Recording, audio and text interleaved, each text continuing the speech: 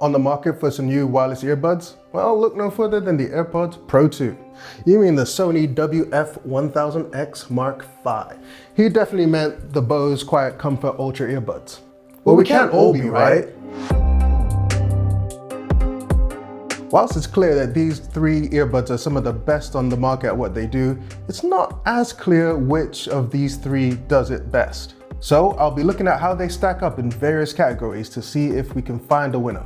Just a quick caveat, these are the original AirPods Pro 2, so no USB Type-C. Luckily, the main difference between the two, besides ports, is the USB-C unlocks lossless audio. You just need the 3500 Vision Pro to enable it. With that out of the way, let's get down to it. Let's start with design. As you can see, all three buds take slightly different approaches.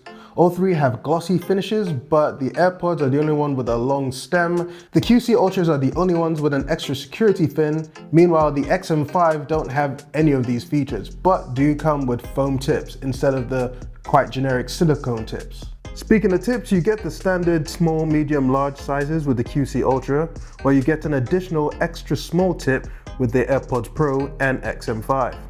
In terms of cases, the AirPods Pro and the XM5 are pretty comparable. Both are perfectly pocketable.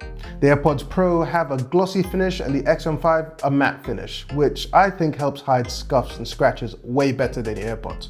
The QC Ultra has the biggest case that still fits in the pocket, but it's clearly bulkier than the other two. Another downside to the QC Ultra's case is its lack of wireless charging that is present in the AirPods Pro and the XM5, which is particularly disappointing considering the size and the price.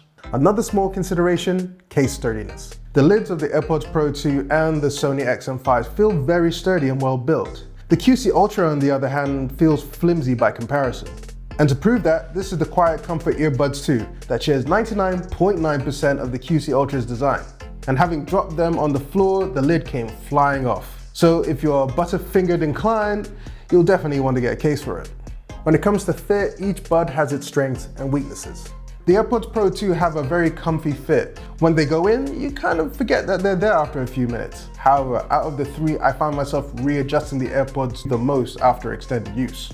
The XM5 has the most passive noise cancelling thanks to those foam tips. They stay in and hardly need readjusting, but with prolonged use, I found my ear canal would suffer fatigue as the foam tips are more rigid. They're still miles better than the XM4 when it comes to ear fatigue though. The QC Ultra, in my opinion, has the most secure fit. I regularly use them for my workouts and I find the sports fins do a great job to make sure I don't have to readjust and just focus on what I'm doing. Even though the QC Ultra are the bulkiest of the three, it really doesn't feel like that in the ear. But as always, when it comes to fit, your mileage may vary.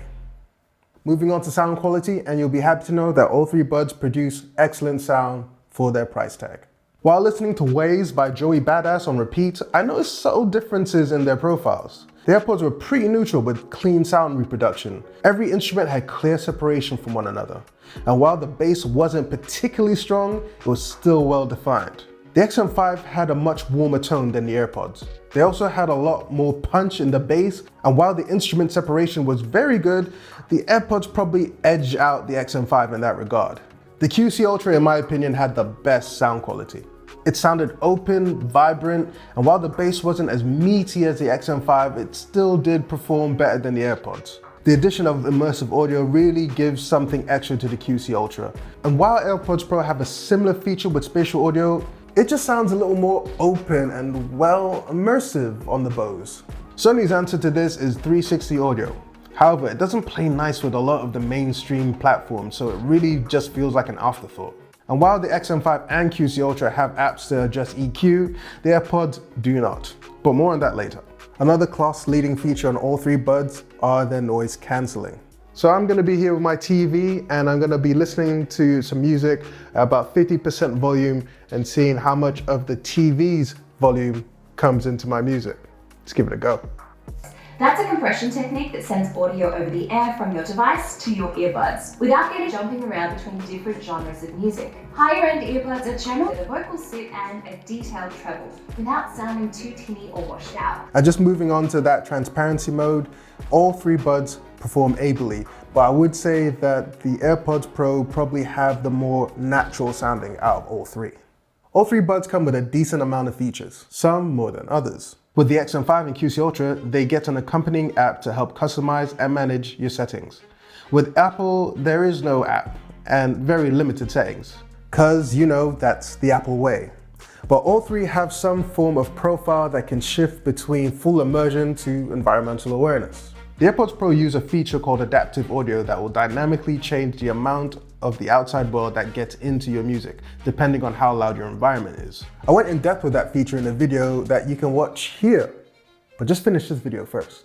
But in a nutshell, it will give you a level of transparency when you are out and about, but will ramp up the noise cancelling should a particular loud noise cross your path. In true Apple fashion, it's no more than a toggle in your settings with no real way to dial in the feature to your personal taste. The XM5's adaptive feature is less about sound and more about situational awareness, I would say. In the accompanying app, you have the ability to specify how much noise cancelling or transparency you get depending on 4 states: while staying, while walking, while running, or while taking a ride in a vehicle. The notion is you probably want to hear more of your environment when you're out and about as opposed to when you're stationary. So it gives you the option to dial in the exact amount you want in each instance. While it works well, there is this notification sound that seems to strum every time your states change. It can get a little annoying after a while. Luckily, you can disable the chime in settings, making the experience a whole lot smoother. The QC Ultra's way of doing things is, in my opinion, a little less fluid. Bose's answer to the adaptive mode on the XM5 and the AirPods is Active Sense, which is a mode that will boost up your noise cancelling should anything loud cross your path. The QC Ultra gives you the option to create different profiles with varying levels of noise cancelling or awareness like the XM5's, but it's fully manual. You can cycle through the profiles with a long press of the earbuds, so if you end up creating a bunch, cycling through them will definitely get tedious after a while. Out of the 3, the QC Ultra are the least intuitive. The AirPods Pro and the XM5 get a speak to chat feature / conversational awareness that allows you to talk to someone and it will drop your music down and bring it right back up once you finish your conversation. The AirPods Pro do it in a much smoother manner when it lowers your decibels but continues playing, while the XM5s will completely pause your music so you can pick up where you left off. So which you prefer is down to personal preference. The QC Ultra, on the other hand, doesn't have this feature, so you'll likely have to just remove a bud, which will pause your music, a feature that the other 2 have as well. Another shortcoming of the QC Ultra is the lack of multi-point Bluetooth pairing that is present in the XM5 and the AirPods Pro. Again, really disappointing considering how pricey they are. Just a quick note on battery life, and all 3 buds are relatively comparable, but the XM5 are definitely the leader in this category. The XM5 have around 8 hours on a single charge with noise cancelling on at moderate volume levels and up to 12 hours with it off. The case holds an extra 2 charges. The AirPods Pro get up to 6 hours with noise cancelling on and 7 without it, and an extra 4 charges in the case. The QC Ultra gets around 6 hours of battery life with ANC on and moderate volume levels to about 4 hours with ANC and immersive audio engaged. They also get an extra 3 charges from the case. All 3 buds produce solid call quality. Oh yeah, this is what the QC Ultra earbuds sound in pretty optimal conditions where it's very quiet. So hopefully what you hear is a very clear voice with not a lot of static, but you can let me know what you think about it in the comments. So here's the call quality of the AirPods Pro 2, see how that sounds. Just gonna talk a little bit so you can get a real feel for it and see how you feel like it compares to the others in the same optimal conditions. And here we are with the XM5s, once again, quite optimal conditions, where it's very quiet, so you can get a real feel for how the mics work and how it kind of keeps everything even. Does it, let me know in the comments and see how you compare to the other 2. But when it comes to call quality in noisy environments, is there one that is subjectively better? To try and find out, I'm going to test the best ears in the business, Cnet's David Conway, to see if he can discern any difference in quality. Hey David, I am here with Earbuds A, we'll call them, and there's a lot of traffic going by me, still quite strong wind, so I don't know how much of that you can pick up with my voice. And speaking of my voice, is it clear? Let me know. All right, with the first set of buds A, I'm hearing a little bit of background noise, and your voice sounds a little bit recessed, but I can still hear it fairly clearly. So overall, not bad, but not stellar. Hey David, I'm here with Earbuds B.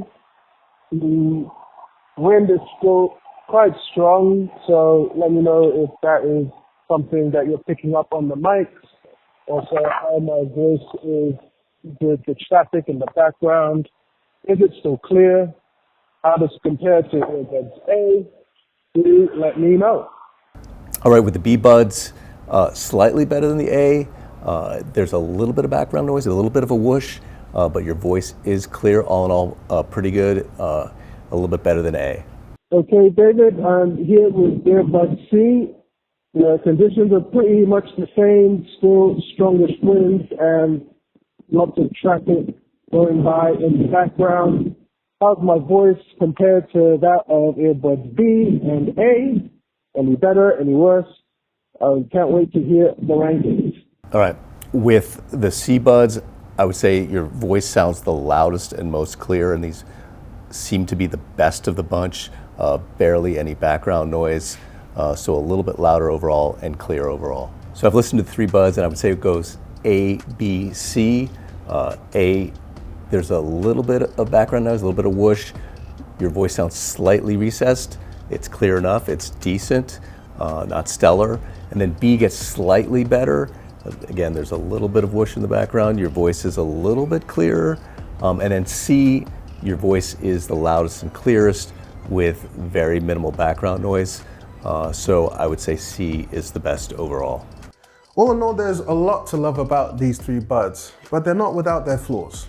The AirPods Pro are good all-rounders, but are really OS biased, so you don't get all the great features if you pair them to an Android phone.